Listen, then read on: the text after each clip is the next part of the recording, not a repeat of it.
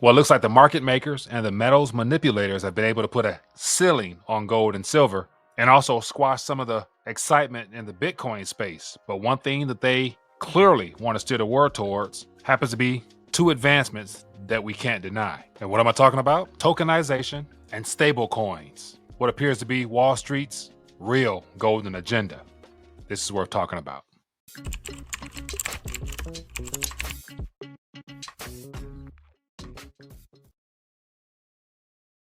All right, so I want to take a minute, share some thoughts in reference to just things worth keeping an eye on, and of course, gold and silver, and the digitization of the monetary structure, or the restructuring and rebranding of everything is considered to be markets towards the tokenization and the stablecoin space. And so, right now, just looking at the metals, things appear to be somewhat calm.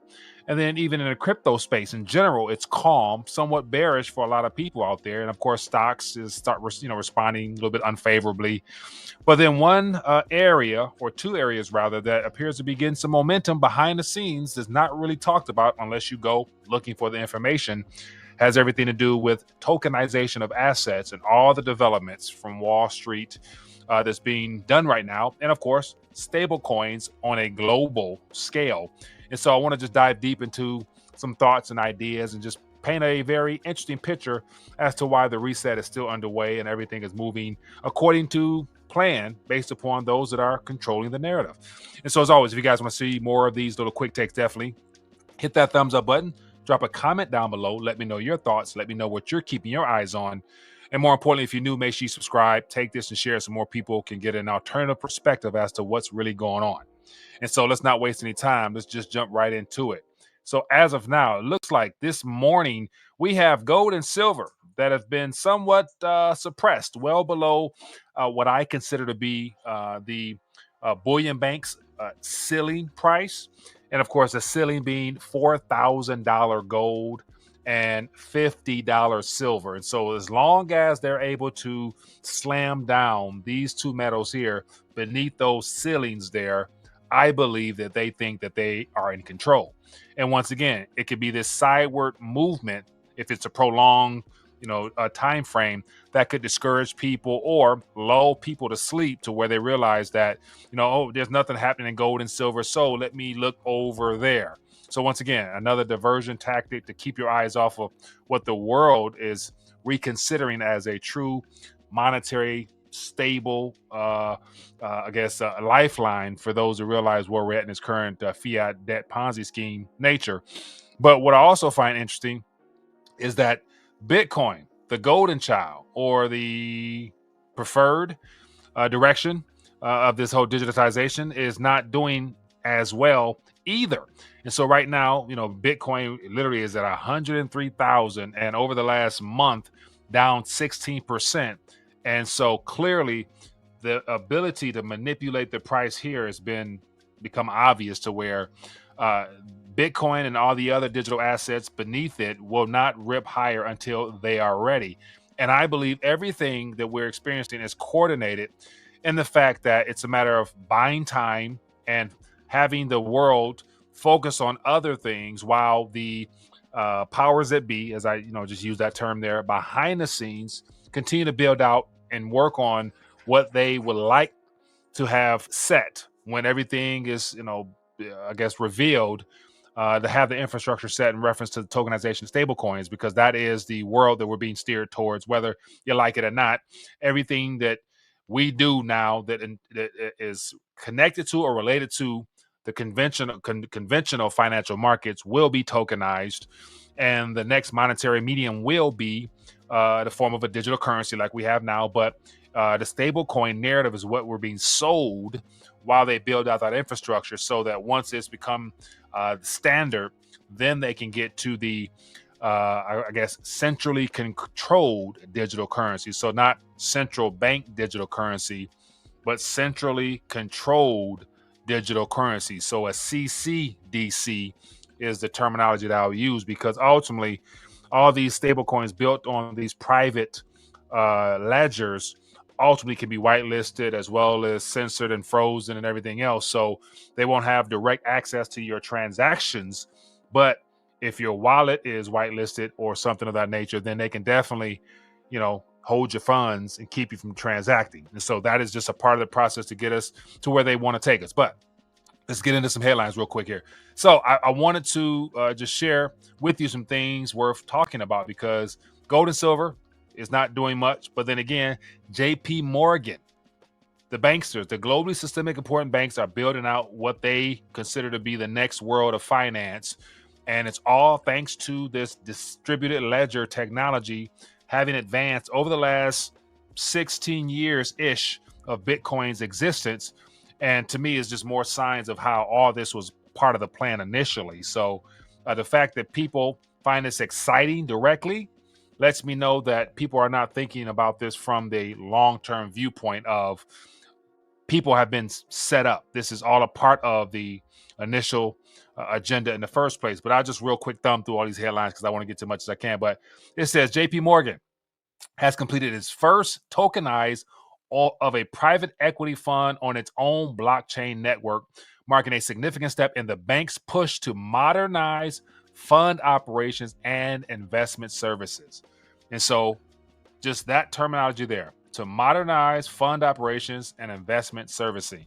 Once again, it would not be possible if there wasn't no blockchain revolution that really excites people and allowing the average Joe and Jane to become shareholders or stakeholders in this type of transition here. So JP Morgan, amongst many other, I got MasterCard. I could go article for article, but I'm not going to waste any time. Just to let you know, the big boys are playing and they're doing well, while the conventional person in the markets may not be doing too well. And then here's another article from Payments. And so literally these are all fresh articles today. Like right now today, you won't hear about these on the headlines, the mainstream news, because they're not talking about it, but everything is being built out according to plan. Stablecoin orchestration becomes new blockchain battleground. So literally, ever since the Genius Act was put into play, authorizing the use of stablecoins as a industry standard, everyone's racing to help the government prolong the lifespan of the Federal Reserve note, aka the dollar, by basically becoming supporters of government debt and issuing stable coins. There's nothing stable about it, but then again, most people don't care. So real quick here, give you a little something that's what's going on here. It says, as payment innovation scales, settlements and infrastructure have traditionally reared their heads as strategic choke points. It says, in the early days of the digital payment revolution, for example, industries like MasterCard, Visa, PayPal built their empires not just by issuing cards or enabling online transactions, but by owning infrastructure. It says, today, the financial world pivots towards blockchain native infrastructure and eyes stablecoin payments with increasing interest. The same pattern is emerging. Only this time, the infrastructure is programmable, global, transparent, and instant. And so once again, the same players that ruined the current system that we're in now are racing to build out the infrastructure, which is programmable, global, transparent, and instant, at the expense of the people. It says 3 deals crystallize the transformation across fintech and cryptocurrency. They are MasterCard's rumored $2 billion acquisition of Zero Hash's crypto capabilities last month, Stripe's $1 billion purchase of Bridge finalized in February, and Friday of last week reported that Coinbase is inching closer to acquiring stablecoin infrastructure startup BVNK at the price of $2 billion. And so I'll just stop right there. So literally, 3 major players merging and acquiring companies that have built out the tech needed to make the stablecoin issuance work. And so the old is buying the new, merging the two together, creating a modernized, global, transparent, open, but publicly visible ledger centered around stablecoins. So between the GSIBs tokenizing everything, your house and everything that you consider to be real, to now the banks merging with other startup companies and providing stable coins. These two stories here are the reason why they need metals to be capped. So people are not excited and racing to it, and they're getting out of control with that. And then, of course, Bitcoins, if all the maxis are focused on Bitcoin and Bitcoin's not moving, then there's a lot of chit chatter and a lot of bickering amongst the community to where they're not out there trying to encourage people to get their weight up and get sats and stats and stuff like that. But the banks are building steadily and surely, preparing for the day when everything is, I guess, revealed for what it was always meant to be, something that they controlled and orchestrated the entire time. Okay. And so that's just, two stories there. And so here's just another little story that's worth bringing to your attention as well, because once again, unless you go looking for the stuff, you won't be brought to you directly. Wall Street says tokenization will change global markets. Gold is next. And I'll just let the headline speaks for itself.